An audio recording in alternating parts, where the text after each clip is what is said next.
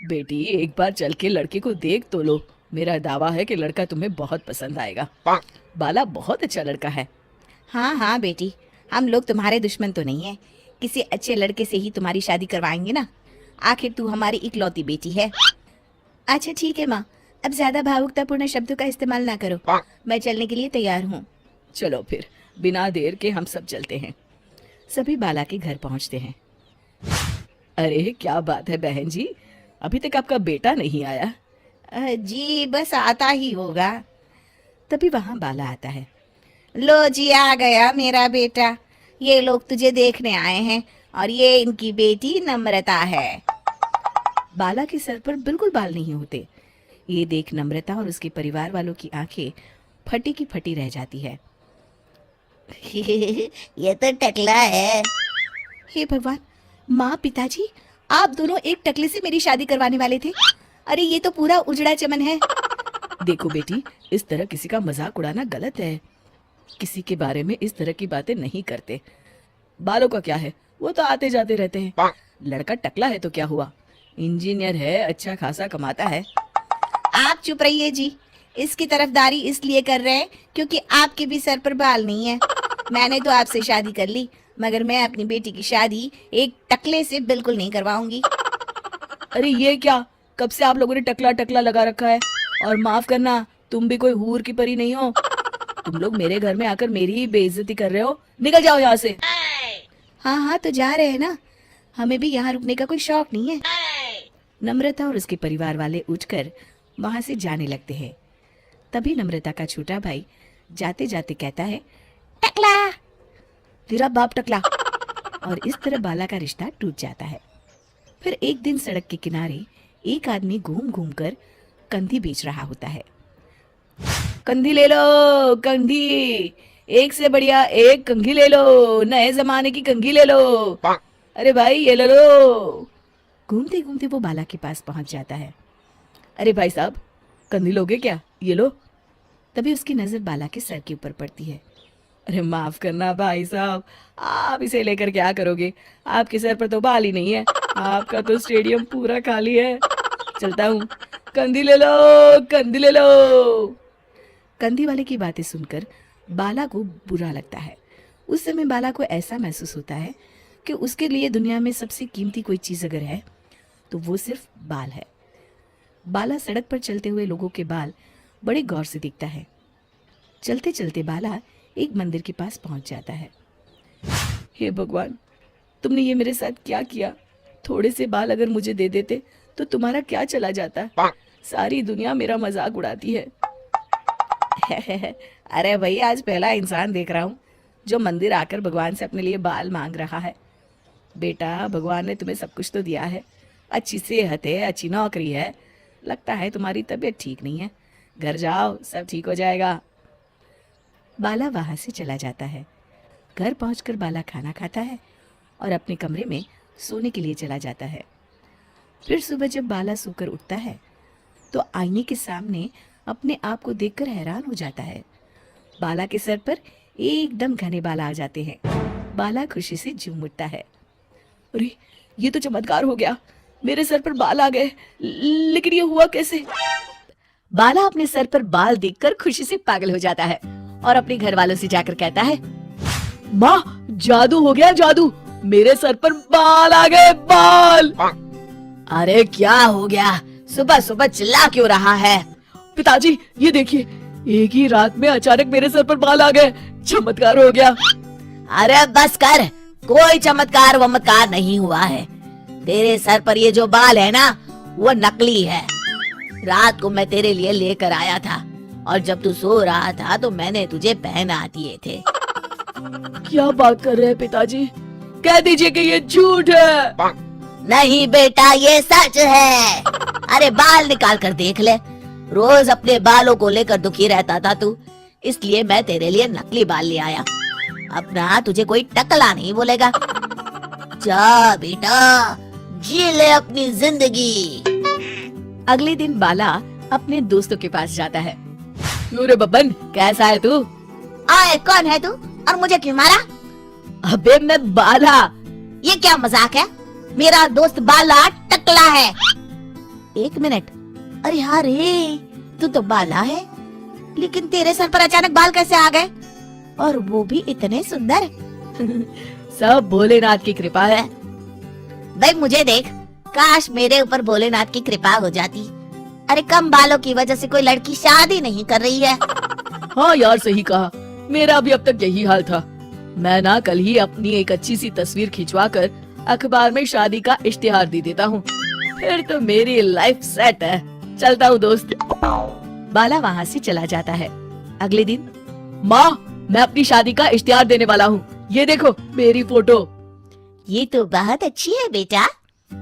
लेकिन बेटा तेरे बाल तो नकली है, तू क्या झूठ बोलकर शादी करना चाहता है? ये तो गलत बात है। अरे पिताजी, क्या चाहते हैं आप कि मैं जिंदगी भर कुंवारा रहूं? एक बात बताइए, सच बोलकर कौन सी मेरी शादी हो गई? अब झूठ ही सही। वैसे भी अगर एक बार शादी हो गई तब कोई क्या कर लेगा?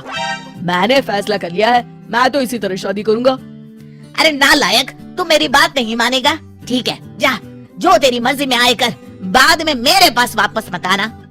हाँ हाँ ठीक है, देखी जाएगी। इतना कहकर बाला वहाँ से चला जाता है।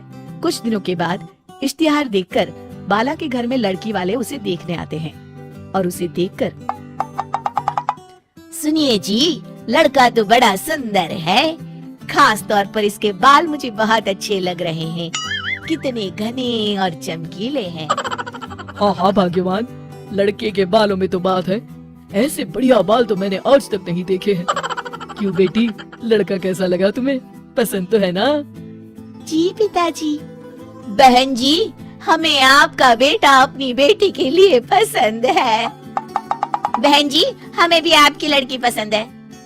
सच बताऊं, मैं तो इतने सुंदर बालों वाले दामाद को पाकर बड़ी खुश हूँ। अब कोई अच्छा सा मुहूर्त देखकर इन दोनों की शादी कर देते हैं। जी बिल्कुल बहन जी, मैं ना कल ही पंडित जी को बुलाकर सारी तैयारियां कर लेती हूँ। अच्छा, अब हम लोग चलते हैं और कल से ही शादी की तैयारियां शुरू कर देते हैं। उन सब के जाने के बाद शुक्र है भगवान कि मेरे बेटे की शादी तय हो गई। हाँ माँ। अरे मुझे तो डर इस बात का है कि जब लड़की वालों को असलियत का पता चलेगा तब क्या होगा। माँ, पिताजी से कह दो ना कि ऐसे ऐसे में कभी झूठ का सहारा लेना पड़ता है। मैं अभी बाहर जा रहा हूँ। आखिरकार कुछ दिनों के बाद शादी का दिन आ जाता है। भाई मान गए तुझे और तेरी किस्मत को, कितनी सुंदर बीवी मिली है तुझे। काश मेरे बाल भी तेरे जैसे होते तो मेरी भी किसी सुंदर लड़की से शादी हो जाती। अरे जब से देख रहा हूँ तू सिर्फ मेरे बालों को घूर रहा है। साले मेरे बालों को नजर लगाएगा क्या? चल भाग यहाँ से, जा जाके खाना देख और निकल यहाँ से। बब्बन की जाती ही, जीजा जी, आप तो एकदम हीरो लगते हैं, आपके बाल ना चंकी पांडे जैसे हैं। अबे तुझे मैं चंकी पांडे लगता हूँ क्या? चल भाग यहाँ से। पता नहीं कहाँ कहाँ से आ जाते हैं। भाई लड़का तो बड़ा स्मार्ट है, हमारे कोमल के साथ इसकी जोड़ी तो जच रही है। क्या दामाद ढूंढा है। जी जीजा जी, विवाह संपन्न हुआ, आज से आप दोनों पति पत्नी हैं। इस तरह बाला और कोमल की शादी हो जाती है। ये देखो भाग्यवान, हमारी शिमला की टिकट और वहाँ के होटल में हमारी बुकिंग हो गई है। अब बस तुम तैयारी कर लो, अगले हफ्ते हमारी फ्लाइट है। आप कितने अच्छे हैं जी, लेकिन एक बात बताइए, इन सब में तो बहुत खर्चा हुआ होगा ना? अरे तुम खर्चे की चिंता क्यों करती हो? आखिर मैं तुम्हारे लिए ही तो कमा रहा हूँ। चलो जल्दी से मुझे नाश्ता दे दो, मुझे ऑफिस जाना है। आप बैठिए, मैं अभी लेकर आती हूँ। तभी बब्बन दरवाजे पर आकर बाला को आवाज देता है। अरे ओ बाला भाई, अरे ओ बाला, कहाँ है भाई, जरा बाहर तो आना। अरे बब्बन, तू? बाला अपने कमरे में है, तू बैठ, बाला अभी आता होगा। बैठने का टाइम नहीं है आंटी, अब बाला को बुलाइए ना, जरूरी काम है। तभी बाला वहां आ जाता है। अरे बब्बन, तू इतने सवेरे सवेरे, बोल क्या काम है? और ये आदमी कौन है तेरे साथ? अभी बताता हूँ। देखिए डॉक्टर साहब, ये मेरा दोस्त है। मुझे ना मेरे सर पर इसकी तरह ही घने और सुंदर बाल चाहिए। मुझे इनके बालों को चेक करना पड़ेगा। हे भगवान, मर गया रे, अब क्या करूं? ये डॉक्टर का बच्चा मेरे बाल चेक करेगा तो सबको पता चल जाएगा कि मेरे बाल नकली है। अरे कमीने बब्बन, तेरा सत्यानाश हो। क्या हुआ बाला, क्या सोच रहा है? अरे बब्बन, तू भी बड़ा अजीब है। हाँ, ये सब क्या बेकार के काम करते रहता है। देख, मुझे ऑफिस जाने में देर हो रही है। अरे इतनी भी क्या जल्दी है, बस डॉक्टर साहब अभी तेरे बाल चेक कर लेंगे। अरे आपकी इतनी सुंदर बाल हैं, इन्हें चेक करने दीजिए ना। मर गया रे, ये भी यहाँ आ गई। अब तो मैं गया काम से। नहीं नहीं, मुझे अपने बाल नहीं चेक करवाने। तुम जाओ अपने कमरे में। सुनो बब्बन, मुझे लगता है कुछ तो गड़बड़ है। हो ना हो, जरूर इसके बाल नकली है और इसीलिए ये इतने नखरे कर रहा है। हाँ डॉक्टर, मुझे भी ऐसा ही लगता है। रुकिए, मैं कुछ करता हूँ। अरे बाला, तू भी यार इतनी छोटी बात में कितने नखरे कर रहा है। ला, डॉक्टर साहब को अपने बाल दिखा। अरे नहीं नहीं। अरे बस कर, क्या लड़कियों की तरह नखरे कर रहा है। आइए आइए डॉक्टर साहब। अरे नहीं नहीं, दूर हट। खबरदार, अगर किसी ने मेरे बालों को हाथ लगाया है। अरे ये तो हद हो गई, आप सच में बहुत नौटंकी कर रहे हैं। अब तो मुझे सच जानना ही है।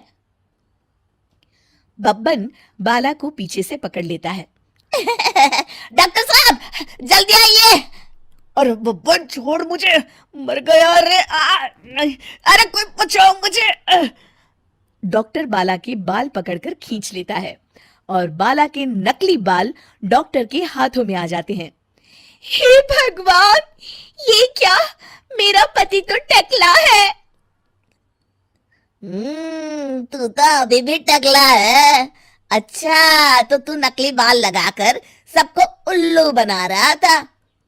हाय हाय, मैं तो मर गई रे, लुट गई रे, बर्बाद हो गई। मेरी शादी एक टकले से हो गई।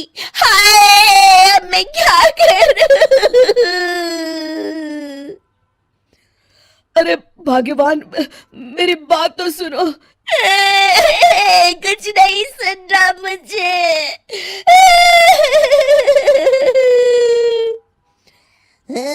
चलिए डॉक्टर साहब, अब हमारा यहाँ कोई काम नहीं।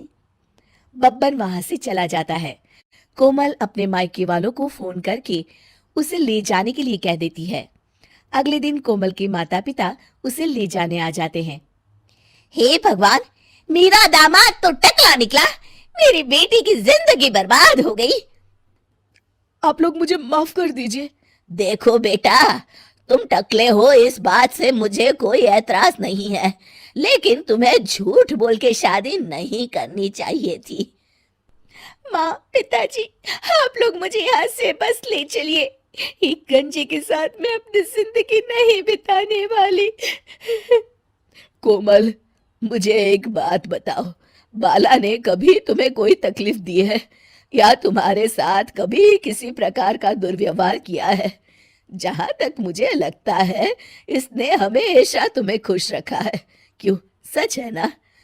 जी पिताजी, सच है। मैं जानता था मेरा दामाद गलत नहीं है।